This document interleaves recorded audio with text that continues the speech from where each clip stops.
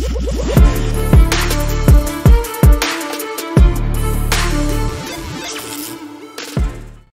talk about the comic book industry because once again, comic creators are policing the way fans hang out on social media, which is not their place. And while they're doing stuff like that, manga continues to dominate and destroy the comic book industry. For 5 months in a row, manga has dominated the top 20 graphic novels. I've never seen one DC or Marvel comic book crack this thing in 5 months.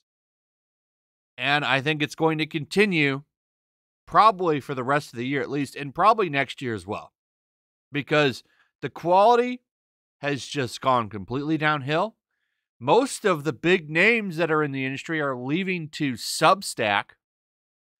And most of them, by the way, I don't see running around acting like asses on social media.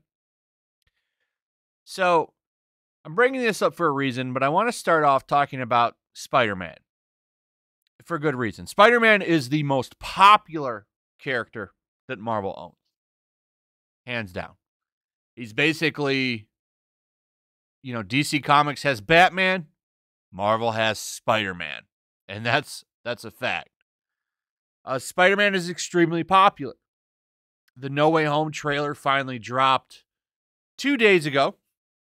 And it's great. I actually liked it a lot. I'm looking forward to this movie. I want to see what happens. It actually beat Endgame's 24-hour viewership for their trailer. I think this is going to be a big movie. I think it's going to be the biggest movie in the year of the Coof. But the reason I'm pointing this out is that Spider-Man is the biggest comic book character that Marvel has. And for 10 years, a man known as Dan Slott wrote the character. He wrote the character for 10 years. It's a very mediocre decade, by the way. Nick Spencer is writing The Amazing Spider-Man right now, who's leaving for Substack, by the way.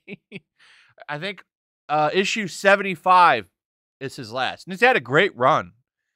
His 75 issues are better than anything that Dan Slott put out in 10 years, in my opinion. Now, maybe you'll disagree with me on that one. That's fine. This is my opinion. But there's a reason that Dan Slott is so lazy and takes long and barely finishes his work. They have to have somebody come in and help him write. And that's because he spends all day on Twitter. He's very bitter. Very, very bitter. I saw this from Bounding Into Comics, and I thought it was pretty interesting and worth talking about in a video. Because nothing's changed with this man in 10 years. Nothing. He's not writing Spider-Man anymore. In fact, I wish we had sales numbers and we could look at them, but ever since they switched off to Diamond, we just don't get that anymore. Diamond Comics, Diamond used to ship comics, and they don't really do that for Marvel and DC anymore, so we can't really track sales numbers like we used to. But if we could, I guarantee you that Dan Slott's books would be at the bottom, or at least close to the bottom. Without Spider-Man under his belt, his sales just aren't that good. But this is what the man was doing. He's policing behavior. So he tweets all the time. It was really funny. They did this documentary talking about, comic book creators. It's on Disney Plus, I believe. Dan Slott's sitting here, and a Twitter alert whistles. He goes, "Oh, tweet." This is literally the truth, too. They thought this would be funny, but it was really the truth. The guy sits on Twitter all effing day and doesn't get anything done. So this gentleman here, Joshua M. Quirk, responds to Dan Slott on Twitter. I'm surprised he wasn't blocked already, to be honest, because Dan Slott uses blockchains. And he follows at least Just Some Guy from what the article reveals, which I'm sure Just Some Guy is a name passed around on the industry blockchain list. I'm on that list too, by the way.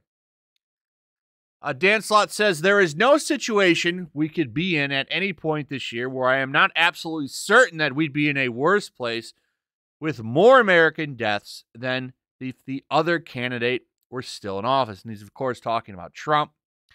which he still talks about, the comic book industry is obsessed with Trump. They were obsessed with him they're still obsessed with him.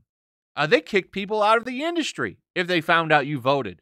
There was a Marvel editor that came out and said straight up, if you voted for Trump, win or lose, we won't forget.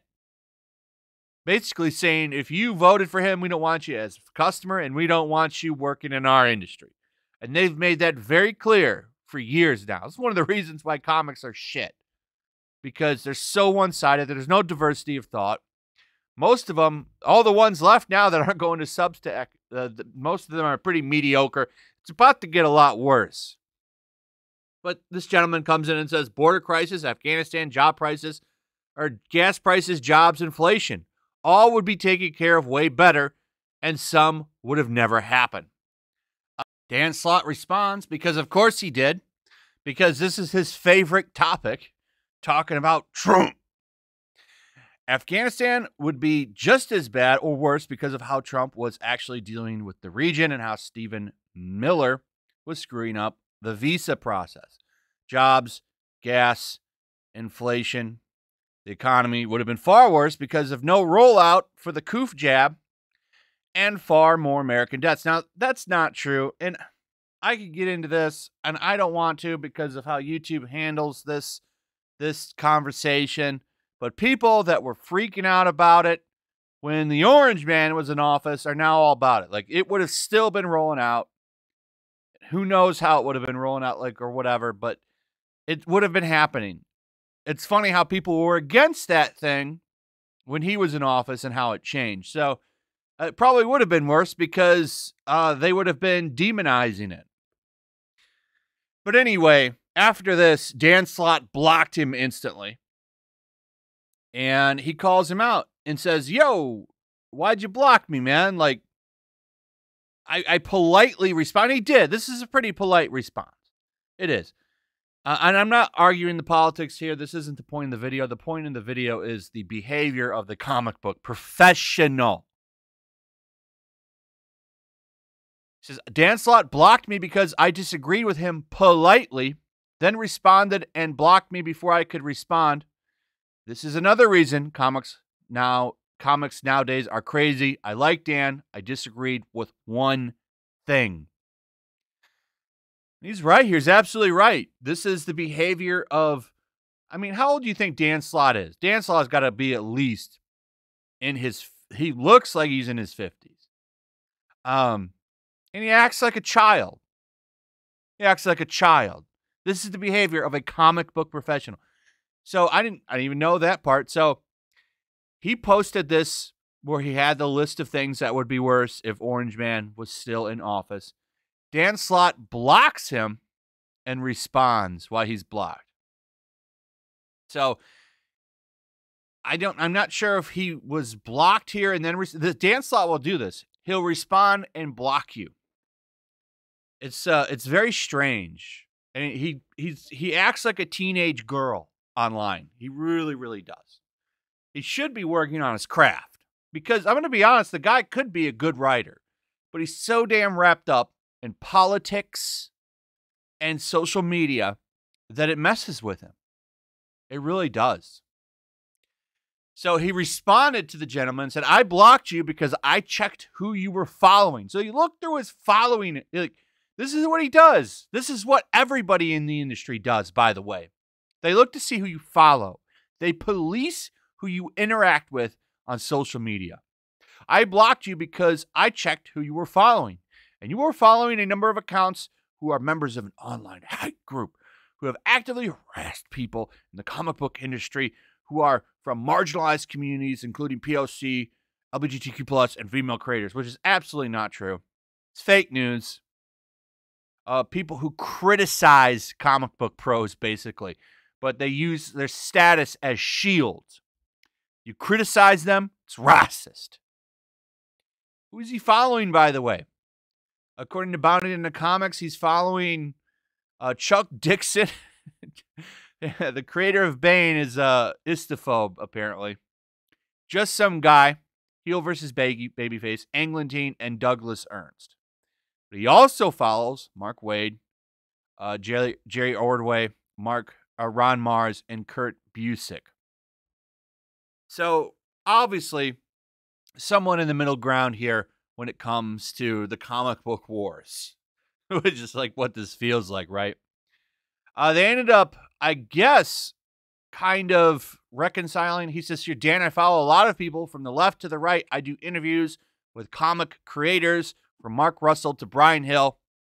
I'm not a Republican or Democrat because I feel it puts me in a box. I follow both sides to see what the other side is saying.